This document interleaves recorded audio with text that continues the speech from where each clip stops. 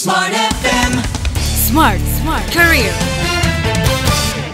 Smart listeners, kita nggak bisa menghindari realita bahwa perempuan itu kita lihat sebagai sosok Avenger ya. Dari satu hero berkumpul menjadi satu. Banyak peran, banyak tanggung jawab yang dilakukan, sehingga mungkin kita butuh juga mengenal bagaimana sebenarnya proses perempuan yang punya multi peran dan juga kesetaraan di lingkungan, baik lingkungan pekerjaan. Dan hari ini kita akan berbincang terkait dengan hal itu bersama dengan Head of Programs UN Women Indonesia. Ada Kak Dwi Yuliawati. Hai Kak Dwi. Halo.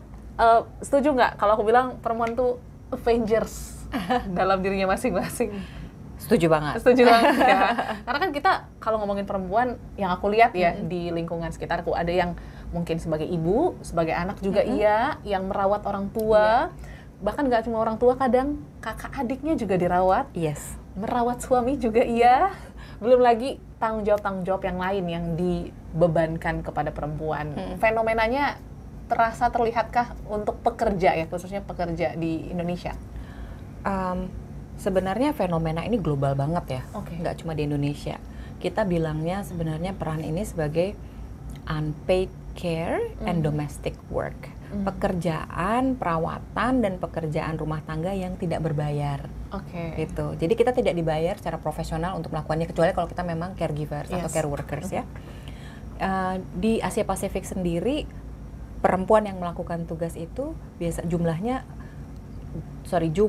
waktu yang dilakukan oleh perempuan untuk melakukan tugas tersebut itu 4 kali lipat lebih banyak daripada laki-laki di Asia Pasifik. Ya. Dan ini adalah salah satu penentu banyak sekali perempuan yang memutuskan untuk tidak meneruskan karirnya karena peran tadi atau tugas tadi yang numpuk dan makin banyak gitu ya. Ketika anaknya juga makin besar, atau misalnya ketika harus mengurus orang tua dan yang sakit seperti itu. Fenomena ini terasa sekali. Kalau kita mungkin datanya Indonesia belum punya, tapi dari Asia Pasifik saja itu sudah kelihatan seperti itu. Oke.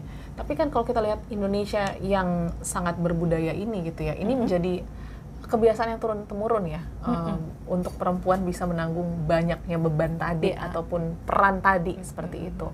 Apakah memang harus dilakukan pendekatan dari secara budaya dulu nih untuk mengurangi lah ya beban itu sendiri?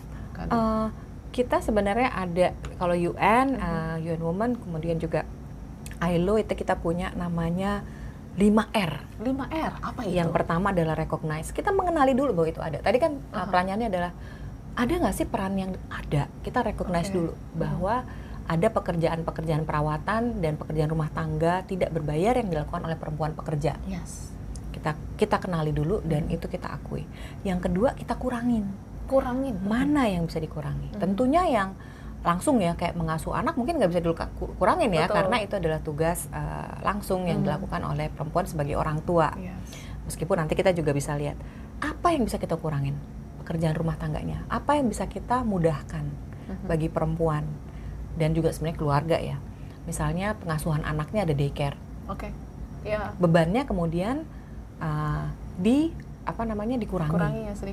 Dikurangi sedikit.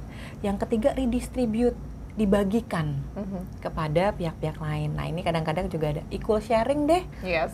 Sama suaminya atau sama pekerja atau care workers lain. Kan kita suka bawa suster, ada perawat dan lain-lain.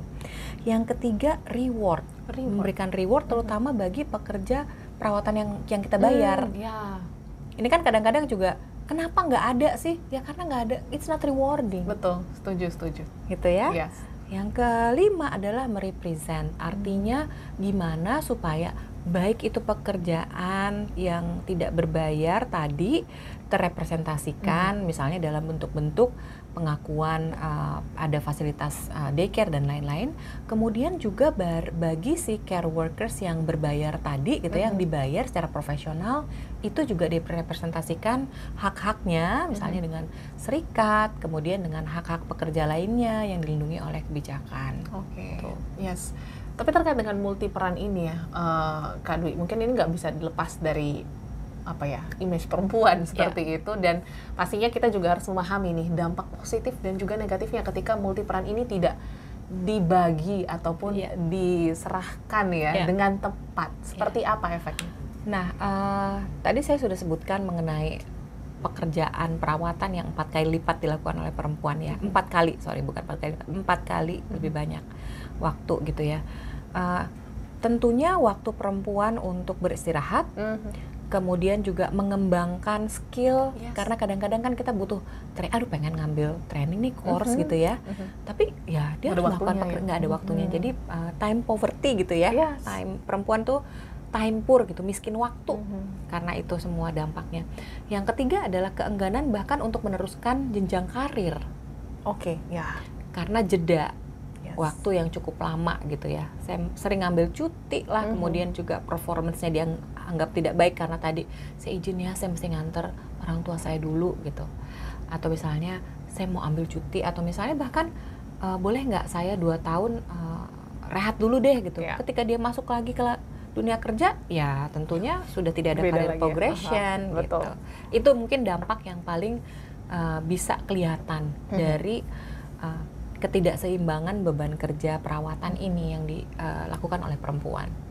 So tipsnya supaya kita bisa tetap utuh ya, melakukan berbagai peran baik di karir, menjadi orang tua, mungkin menjadi anak.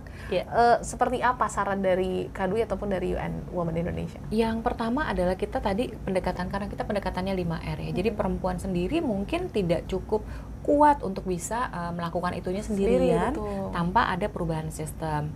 Tapi mungkin juga bagi kita semua untuk mengenali dan bernegosiasi mengenai peran-peran atau pekerjaan-pekerjaan ini. Mana yang tidak harus dilakukan oleh perempuan. Mana yang kita sebenarnya bisa bagi, dan mana yang perusahaan bisa fasilitasi, dan atau bahkan mana yang negara kemudian bisa lakukan melalui social protection, kebijakan perlindungan sosial gitu ya. Nah, kalau kita sudah bisa membagi ini, let's start to negotiate untuk sesuatu yang bisa kita lakukan, untuk sesuatu yang bisa kita serahkan kepada orang lain gitu ya dengan negosiasi tersebut, atau mana yang kita advokasikan secara bersama-sama sebagai pekerja perempuan. Tapi memang ini harus didukung dengan support system yang kuat ya dari rumah dulu. Seperti itu, dan pastinya membagi peran khususnya untuk anak ya pasti ya. Ini juga awareness-nya harus ditingkatkan lagi karena peran untuk membesarkan anak, terus juga membimbing anak ini tidak hanya tugas perempuan, tapi juga ada peran suami ataupun ayah di situ ya. Bagaimana sih, mungkin ada saran untuk bisa negosiasi tadi ya, ataupun juga berbagi peran bersama dengan suami, karena kan mungkin suami juga pasti fokus dengan karirnya, masih banyak mindset yang kayak tugas saya itu cuma cari uang gitu kan. Nah ini gimana untuk kita sebagai istri, sebagai anak, sebagai ibu bisa bernegosiasi akan hal itu? Kalau tidak salah bahkan banyak sekali publikasi yang menyoroti mengenai fatherlessness. Aku setuju, betul. Jadi sekarang justru kita lebarin nih fokusnya gitu ya. Jangan cuma punya tugasmu kan ibu, ya tugasmu kan bapak gitu kan. Karena ternyata itu juga ketiadaan ayah di dalam hidup perempuan, dalam hidup anak-anak itu juga sebenarnya sangat detrimental gitu, sangat tidak menguntungkan. Let's negotiate with that gitu loh. Jadi mungkin bisa start ngomong gitu ke pasangannya bahwa Pak, you're needed loh di sini. Mungkin itu ya, bukan kamu harus loh gitu. Pak, you're needed loh di sini. We need you. To do this. Karena kalau kita perempuan kan sering, kita butuh ibu nih, kita juga melakukan hal yang sama, kita butuh ayah nih, gitu. Kita butuh ayah karena baik anak perempuan maupun anak laki-laki membutuhkan figur dua-duanya. Ada yang mungkin bentuk keluarga yang figur itu jadi satu karena dia ibu tunggal gitu ya, tapi selama kita bisa bernegosiasi dengan pasangan dan suami gitu ya, ayah dari anak-anak kita, let's negotiate with that. You're needed. Ada juga yang bilang begini, survei. Ternyata laki-laki juga tidak melakukan pekerjaan itu karena juga tidak di-encourage. Jangan Pak, jangan ganti popok deh, Bapak nggak bisa. Gitu. Ya langsung di-judge ya. Langsung di-judge. Let's negotiate dengan cara, ayo Pak, kita belajar yuk. Gitu. Misalnya, yuk, bisa kok Bapak, Bapak makanannya enak meskipun sebenarnya enggak gitu ya. Bapak appreciate dulu dong ya. Iya, karena sesuatu yang di-learn oleh baik laki-laki maupun perempuan bisa di-unlearn. Gitu loh. Dengan tadi pembelajaran, a little bit of encouragement dan recognition bahwa they're needed dan itu dibutuhkan. Itu perspektif yang baik ya untuk kita bawa ke rumah nih Smart Listeners. Dan mungkin yang terakhir ya, kalau tadi dari sisi peran suami ataupun peran ayah, ini peran lingkungan terdekat, sisterhood atau woman support woman. Sepenting apa dalam perempuan sendiri bisa melakukan multi perannya dengan diimbangi woman support woman? Tadi kita sudah ngomongin soal gimana sih kita bisa mengadvokasi bareng gitu ya hak-hak perempuan pekerja. Kalau kita sendirian, suara kita mungkin tidak bisa kedengaran lebih keras gitu. Jadi sisterhood is really important.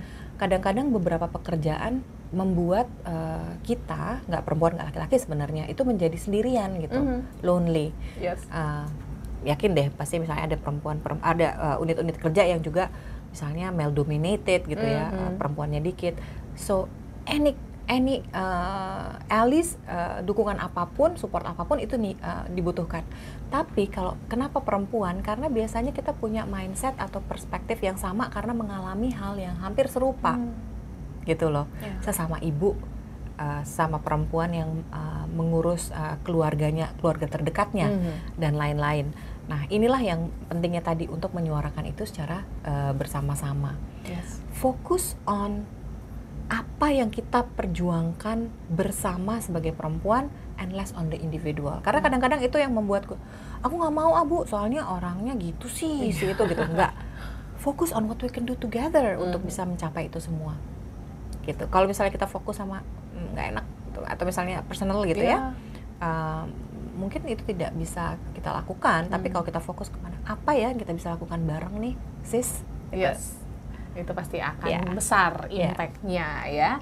Dan itu dia insight menarik Smart Listeners terkait dengan perempuan, multiperan dan kesetaraan. Thank you Kak Dwi sudah sharing. Sama-sama. Dan semoga ini membuka perspektif baru. Aku rasa episode ini nggak harus ditonton hanya untuk perempuan ya, tapi juga kaum laki-laki di luar sana untuk bisa melihat bagaimana sebenarnya multiperan dan kesetaraan perlu gitu ya, dibantu dari banyak pihak untuk perempuan sendiri. Kalau begitu Smart Listeners, terima kasih sudah menyimak podcast ini. Kita akan ketemu di episode berikutnya. Sampai jumpa dan sukses untuk Anda. Hai. Smart FM. Smart Career. Make your future better.